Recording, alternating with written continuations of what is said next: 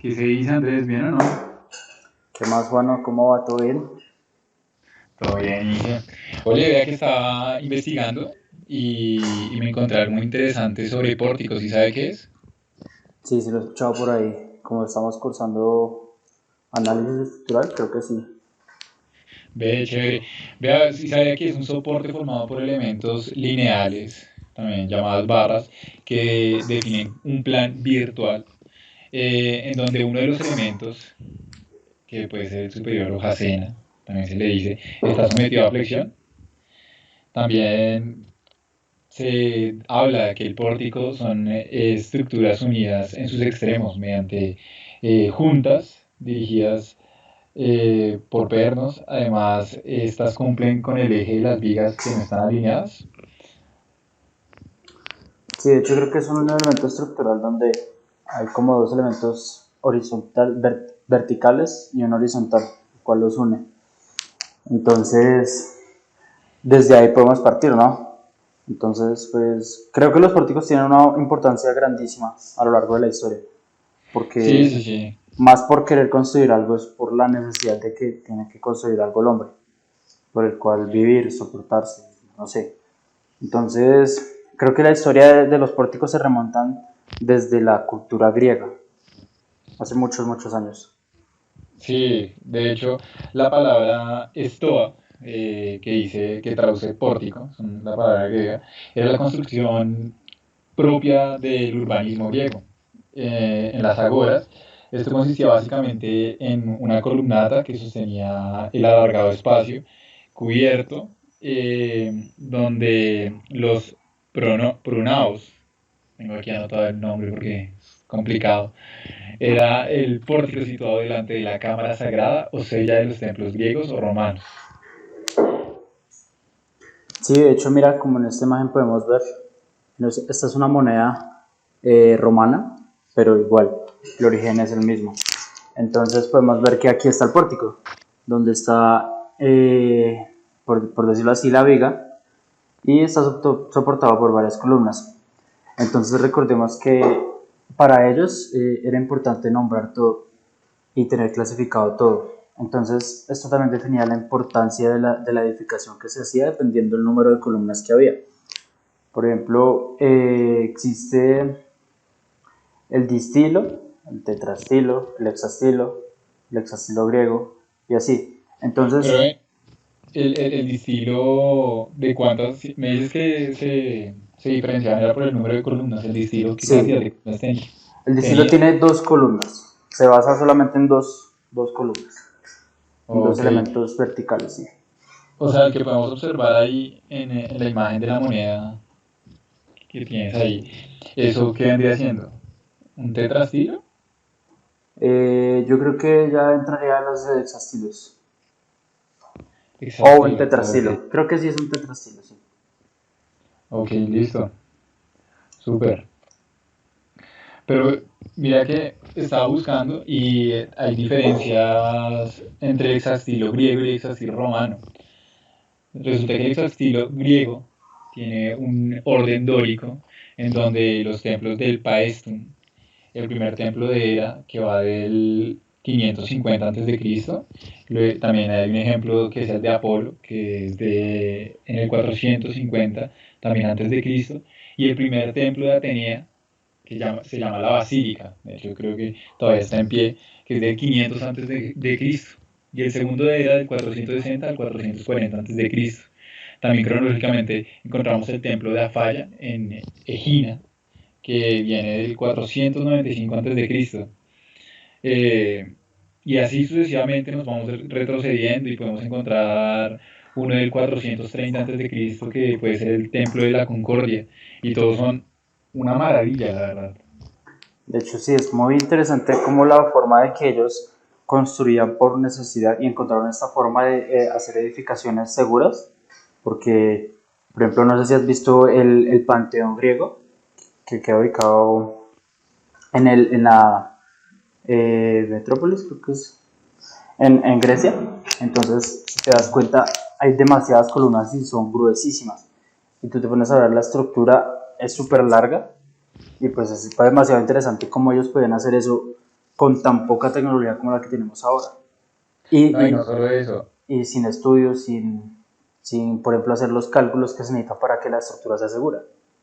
y no solo eso, si nos remitimos a Egipto, que es donde estamos acostumbrados a conocer las pirámides de Egipto, toda la historia que tenían estas pirámides, podemos encontrar también pórticos que las unían a las entradas de la pirámide en algunos momentos. No sé si tienes alguna imagen que podamos observar. Sí, de hecho, mira, Mira, esta es un eso pequeño es pórtico. Mastaba Sí, de Seshemet. Viene de la dinastía sexta de Egipto en el siglo 10, 15 si no estoy mal, sí, 15 antes de Cristo. sí. Y pues mira que lo interesante es que esta cultura es más antigua que la misma griega. Es Entonces cierto. podemos darnos cuenta que asimismo ellos tenían el ingenio para hacer estas estructuras y que sean Sí, completamente básicamente, seguras y que sobrevivan a través del tiempo. Mira ya cuántos años han pasado desde el siglo que tú mencionaste hasta este momento. Y mira, sigue ahí en pie. básicamente, lo que se buscaba con esto era cubrir la necesidad de tener algo en que cubrirse, ¿sí o no? Sí, Eh, y sostener algo que pudiera darle una cubierta, como lo nombramos anteriormente, para proteger a la gente. Uy, no, pero encuentro tantas cosas, por ejemplo, tengo también pórticos de la arquitectura islámica, sí, interesante. Ellos también. donde lo han utilizado para iglesias, para formar sus templos, las mezquitas, y son arquitecturas realmente hermosas, en donde podemos ver el gran trabajo de los ingenieros para que esto haya durado tantos años.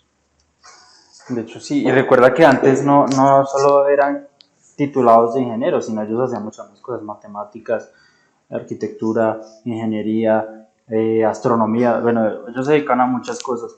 Pero lo interesante es que ellos, por decirlo así, a la vieja escuela lograron hacer este tipo de estructuras que son muy complejas hoy en día para un ingeniero civil normal.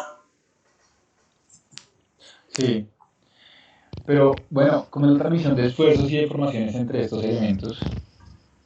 Bueno, pues te cuento que hoy en día en la ingeniería esto se hace de una manera en la que se toma elemento por elemento y lo único que se hace, o sea, el fin al que se quiere llegar es a encontrar las deflexiones en los elementos horizontales. Entonces, en las vigas, la deflexión es que hace así hacia abajo con las cargas o depende de cómo esté ubicado el elemento. Pero pues básicamente es eso.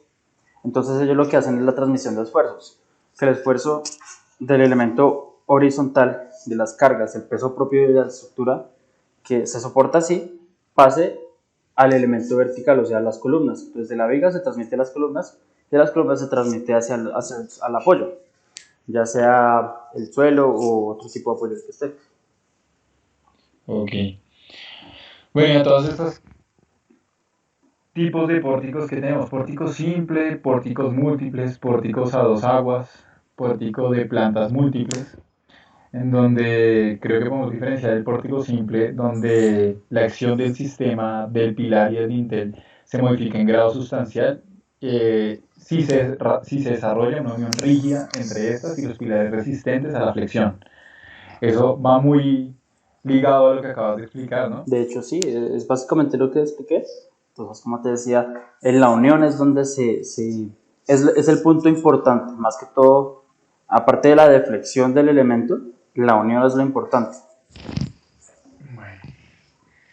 Y en pórticos múltiples tenemos muchas ventajas.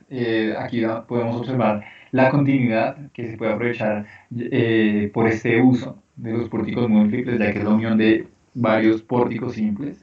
Eh, Se debe utilizar tres o más columnas para soportar estos pórticos y para soportar una viga horizontal, perdón.